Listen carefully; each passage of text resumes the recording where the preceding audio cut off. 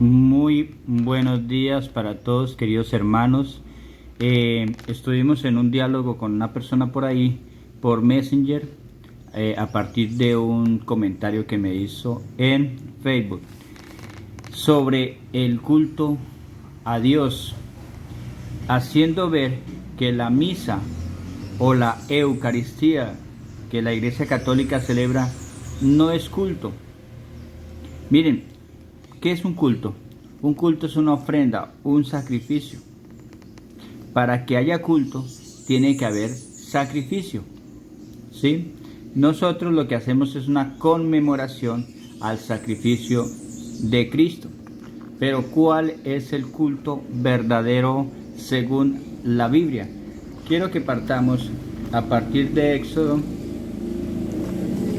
10:26, que nos dice: además, nuestros ganados irán con nosotros, ni un solo animal debe quedarse, porque tenemos que escoger algunos de ellos para rendir culto al Señor. Mientras no lleguemos allá, no sabremos qué vamos a necesitar para adorar al Señor. Entonces se hacía culto con una ofrenda de animales, ¿sí? ¿Y cada cuánto? Éxodo 29, versículo 38 dice: diariamente y sin falta debes ofrecer sobre el altar 2 corderos de un año. Diariamente y sin falta, porque es la primera parte en el tabernáculo. Recuerden que la segunda parte donde entraba el sumo sacerdote una vez al año, ¿sí? ¿Quién es el encargado de realizar un culto? Estamos un poco viendo el Antiguo Testamento. Vamos a ver quién es el que se encarga de realizar el culto o la ofrenda. Levítico 16, del versículo 32 dice: el sacerdote que haya sido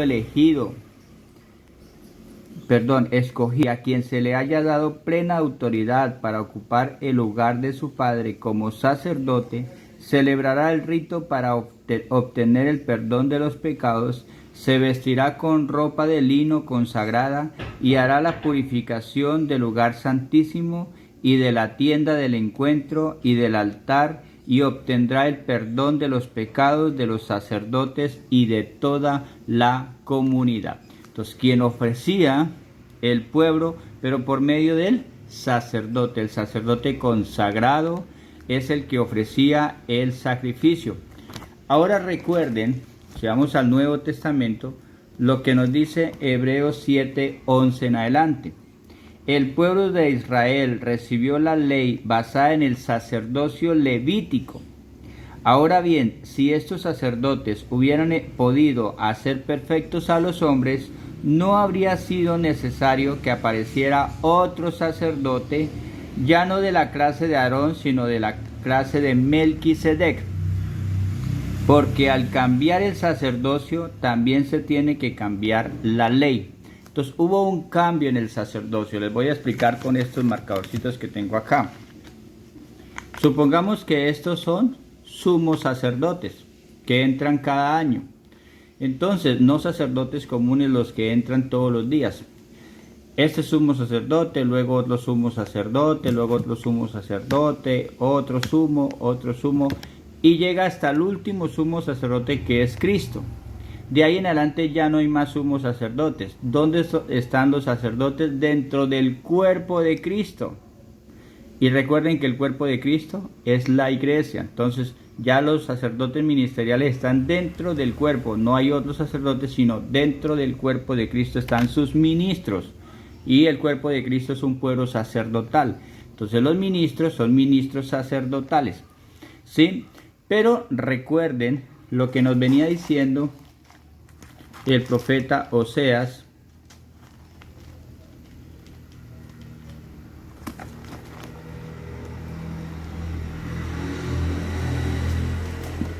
capítulo 6, versículo 6.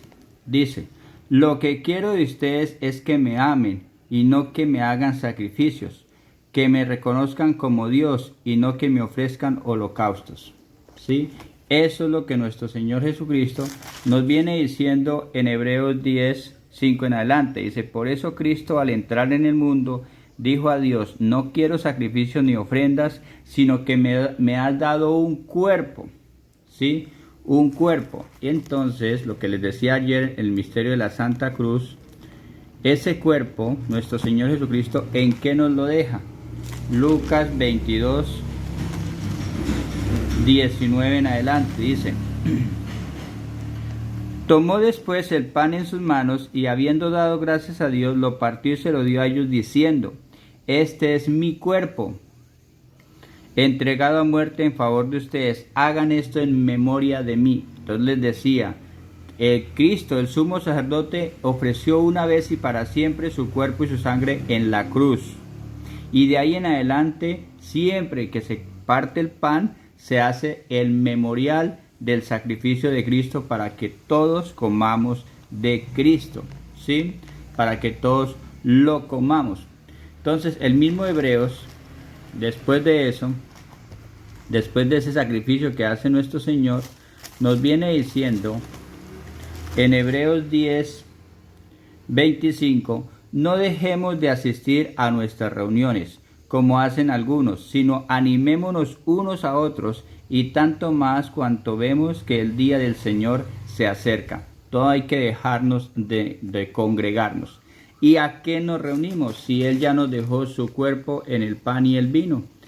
Recuerden que en la primera parte se hace todos los días. Por eso ya hay que hacer una diferencia entre el sacerdote común antes del velo, que ahora es en la tierra, y lo que hacía el sumo sacerdote después del velo, que ahora es en el cielo. En la tierra, o antes del velo, dice, preparadas así las cosas, Hebreos 9:6, los sacerdotes entran continuamente en la primera parte de la tienda para celebrar los oficios del culto. Entonces, si no hay un sacerdote, no hay culto, y estamos hablando del Nuevo Testamento. Un ministro apostólico en este caso. Recuerden que ellos son ministros dentro del pueblo sacerdotal, ministros sacerdotales. Y entonces todos los días, ¿qué es lo que se hace? Por eso siempre les he dicho, el culto, el verdadero culto bíblico, no el que la gente inventa, está en Hechos 2:42, dice, y eran fieles en conservar la enseñanza de los apóstoles. Como San Pablo dice, yo soy el último de los apóstoles, hay que entender en qué se convierten. Dice Hechos 20:28, velad por vosotros y por el rebaño de Cristo, en que el Espíritu Santo os ha puesto como obispos, para apacentar la iglesia de Dios, la que Él compró con su propia sangre. Los apóstoles se convirtieron en obispos, y también nombraron presbíteros y diáconos. Dice, y eran fieles en conservar la enseñanza de los apóstoles, en compartir lo que tenían, en reunirse para partir el pan y en la oración. Esto es el verdadero culto, ¿sí?